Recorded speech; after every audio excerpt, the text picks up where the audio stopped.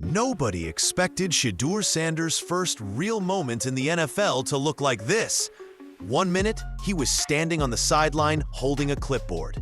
The next, he was thrown straight into the middle of absolute chaos. No warning, no preparation, and not a single meaningful rep with the starting offense. And somehow, despite everything working against him, he showed more composure than half the roster. But what happened behind the scenes is what really shocked people inside the league, because the truth came out fast. Shedeur wasn't just unprepared. He was set up in a situation no rookie quarterback should ever be placed in. The offensive line was collapsing. The receivers felt out of sync, and the game plan he was asked to run, it wasn't even built for him. It was designed for someone else entirely. That's why analysts and former players lit up the airwaves the moment the game ended. To them, this wasn't a rookie struggling. This was a team failing its own quarterback.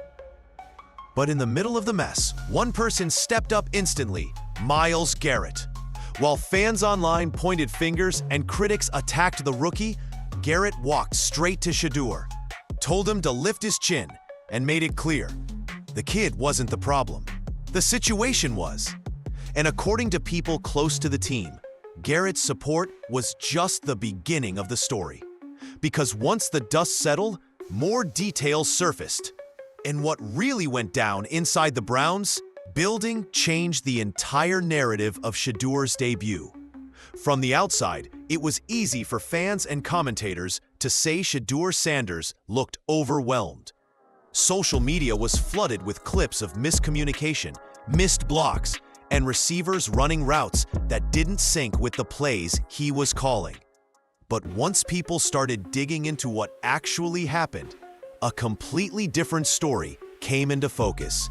One that painted Shedeur not as the problem, but as the easiest person to blame. Because here's the truth almost nobody knew on game day.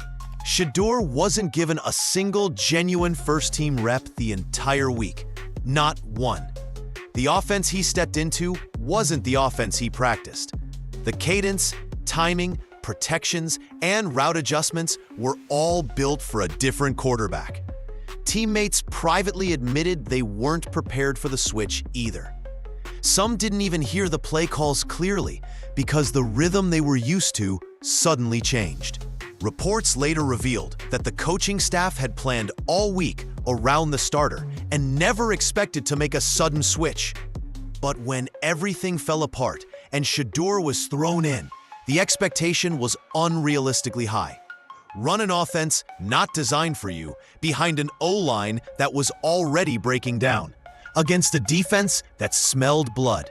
And that led to one of the biggest questions in the locker room afterward.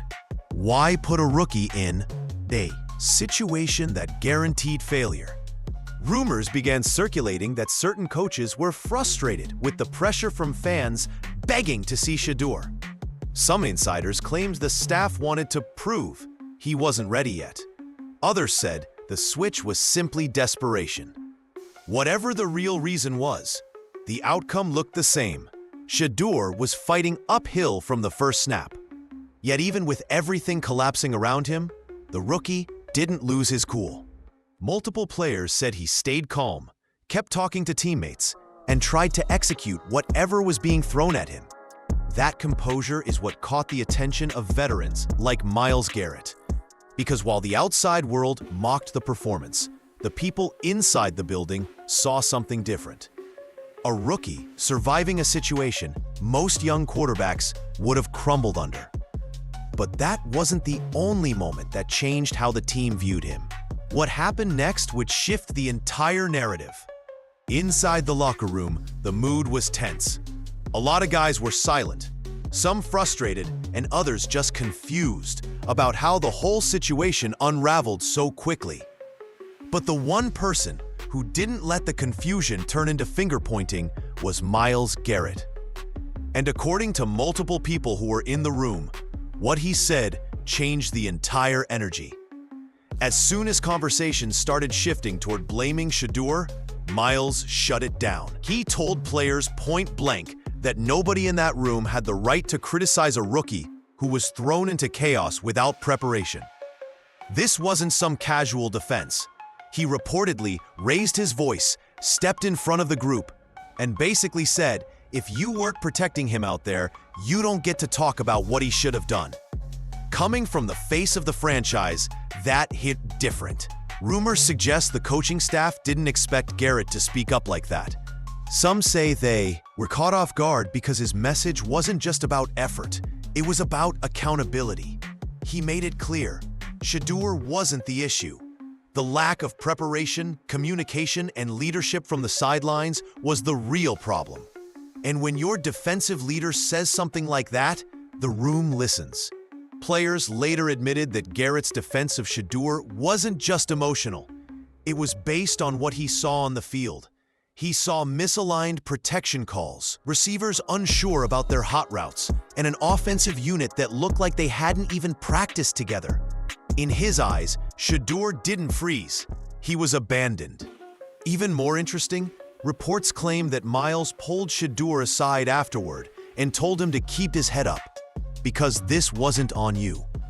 That kind of support from one of the most respected players in the league doesn't happen unless he genuinely believes the rookie handled himself well. And while Garrett didn't call out anyone by name, everyone understood the message. The kid wasn't going to be the scapegoat. Not on his watch. But Garrett wasn't the only veteran who noticed something deeper.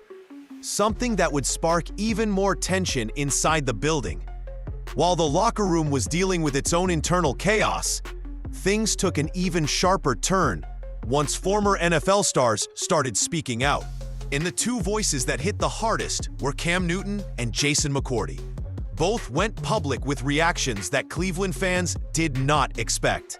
And their comments sent shockwaves right back into the Browns' front office. Cam Newton, never one to sugarcoat anything, didn't hesitate to call out what he saw. He said the situation was set up for failure from the jump, pointing out how no rookie quarterback, no matter how talented, can walk into an NFL game with 0 first-team reps and be expected to magically hold the offense together. He didn't blame Shedeur at all. In fact, he praised his composure, saying many young quarterbacks would have melted under that kind of pressure. Then came Jason McCourty, and his take hit even harder. Instead of focusing on Shedeur's mistakes, he exposed something deeper, the team's preparation issues. According to him, the offense looked disorganized from the very first snap, which he said was a clear sign that the coaching staff didn't have a real plan in place. He even hinted that the Browns might have been more concerned with optics than actually giving their rookie a fair chance to succeed. What made their comments explode online was how aligned they were. Two former pros with no connection to Cleveland seeing the exact same problem: coaching, not quarterback. And that narrative instantly gained traction among fans. Social media started picking apart the game, breaking down missed assignments, confused receivers, and protection schemes that mad. Absolutely no sense. Reports claim people inside the Browns building weren't happy about these takes going viral. They knew when former players start calling out your structure, it becomes a conversation you can't ignore, especially when your own supporters start agreeing with them.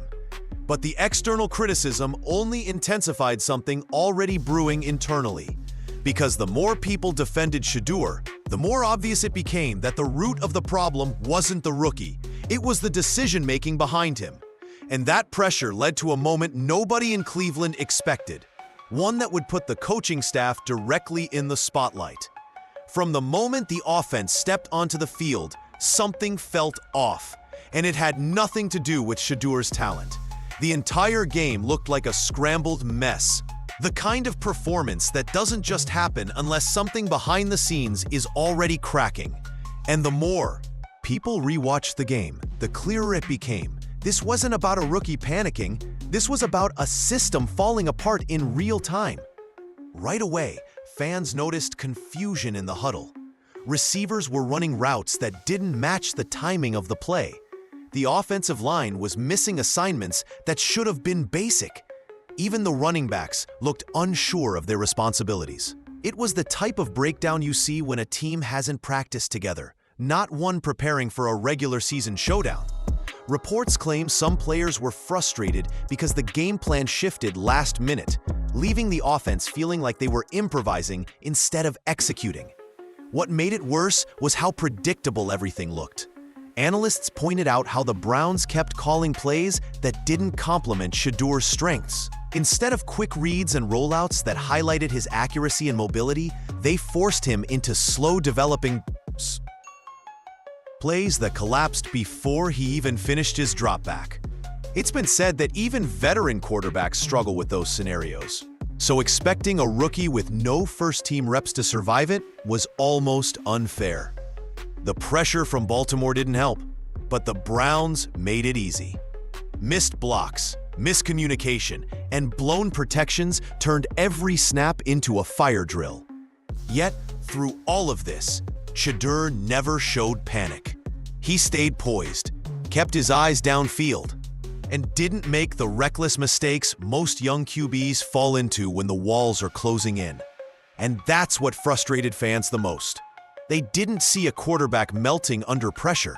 They saw a young player abandoned by the system around him. A player thrown into chaos and told to figure it out. But the real turning point wasn't on the field. It came after the game, when one player's reaction in the locker room changed the entire narrative and exposed just how deep the frustration inside the Browns really goes. What made the entire situation even more explosive was the simple truth fans kept repeating online. Shedeur never even got a real week of preparation. He wasn't given timing with the first-team receivers. He wasn't given chemistry reps with the starters. And he wasn't given the chance to settle into the rhythm that every successful quarterback depends on. And that single decision might be the biggest reason the offense collapsed the way it did. People close to the team have suggested that the Browns stuck to their old rotation out of habit, not logic. They treated Shedeur like a backup until the very moment they needed him, and by then, it was already too late. Reports claim some players were caught off guard when he was announced as the quarterback, which explains why the offense played like a group of strangers instead of a unit preparing for battle. When your QB doesn't get the timing down, the entire playbook becomes unstable, and that's exactly what happened on game day. What's wild is how different this could all look with just one full week of real preparation. Give him the time to sync with his receivers, build trust with the offensive line, and learn the cadence the starters are used to. And suddenly, the entire offense starts operating on instinct instead of hesitation. Even college fans know that Shedeur's strength is rhythm, fast reads, decisive throws, and built-in trust. Those elements can only come from reps, not last-second chaos. Former players online have pointed out that rookies aren't supposed to step into a broken situation and magically fix it. They grow when the staff prepares them properly. And anyone who watched Shedeur at Colorado saw how dangerous he becomes when he's given the runway to build confidence. So imagine the difference. A full week of timing routes. A full week of protection adjustments. A full week where the offense actually knows what to expect. That's when a quarterback stops reacting and starts controlling the game. But as fans would soon learn, the debate about Shedeur's preparation was only the beginning, because the next chapter revealed frustration boiling inside the Browns locker room and one incident that left the entire organization stunned. As the dust settled, it became clear that the issues surrounding Shedeur weren't just about play calling or timing. They pointed to something deeper inside the Browns. People around the league started whispering that the organization looked divided, almost like different parts of the staff were operating with completely different agendas. And when a team feels split at the top, it always shows on the field. Rumors suggest that some coaches were pushing for a veteran-first approach, while others believed the team needed a fresh start with Shedeur right away. That type of internal tug-of-war doesn't just confuse the players. It creates tension in every meeting, every film session, every practice rep. Reports claim certain players didn't even know who would start until the announcement dropped, which only fueled frustration in the locker room. When communication breaks down, trust breaks down too. And that's exactly what fans were watching unfold. What made it worse was how obvious the disconnect looked during the game. The offense wasn't reacting together. The receivers weren't adjusting to pressure. The protections weren't shifting the way they should. It felt like a group that had been told 3 different plans and didn't know which one to follow. And no rookie quarterback, no matter how talented, can fix that level of confusion by himself. Some analysts pointed out something even more troubling. This wasn't the first time Cleveland's coaching staff seemed out of sync. The pattern of mixed messaging, slow adjustments, and questionable rotations had already annoyed fans. But this time, with a young quarterback in the center of it all, the stakes were much higher. Every mistake was magnified. Every miscommunication turned into a headline. Fans expected chaos from opponents, not from their own sideline. And when the locker room starts feeling the pressure, tiny cracks turn into full-blown problems. Shedeur walking into that situation wasn't just unfair. It was almost impossible. But if people thought the internal issues were bad already, they had no idea what was coming next, because one moment during the following week would expose just how strained the Browns truly were, and it would send the entire fan base into a frenzy. When you strip away the chaos, the criticism, and the constant noise surrounding the Browns season, one truth becomes impossible to ignore. This moment is a crossroads, not just for the team, but for the future of Cleveland football. Shedeur Sanders' emergence in the middle of dysfunction wasn't supposed to happen this soon, and certainly not under these conditions. Yet, sometimes the players who grow through the fire become the ones who change the franchise forever. His poise with no first-team reps, his willingness to shoulder blame that wasn't his, and his ability to steady a collapsing offense revealed something deeper than raw talent. It revealed leadership. But a young quarterback cannot rewrite the story alone. Cleveland's front office, coaching staff, and locker room now face a defining choice. Either they continue down the path of mismanaged rotations, fractured communication, and half measures, or they acknowledge what everyone has seen with their own eyes. The team responds differently when Shedeur is in control. That doesn't mean he's perfect, and it doesn't guarantee he's the long-term answer. But it does mean he's earned more than a cameo appearance in chaos. He deserves a real opportunity to grow, to lead, and to show whether he can be the future that fans have been waiting decades for. This conclusion isn't about crowning him. It's about recognizing the shift, the spark he brought when everything around him was falling apart. If Cleveland commits to giving him stability, real development, and an offense tailored to his strengths, this lost season might not be lost after all. It could become the turning point people look back on years from now. The moment when a young QB walked into disorder and refused to be swallowed by it. Second chances don't always come in the NFL. But when they do, the smartest teams know when to take them. And right now, Cleveland is staring at one.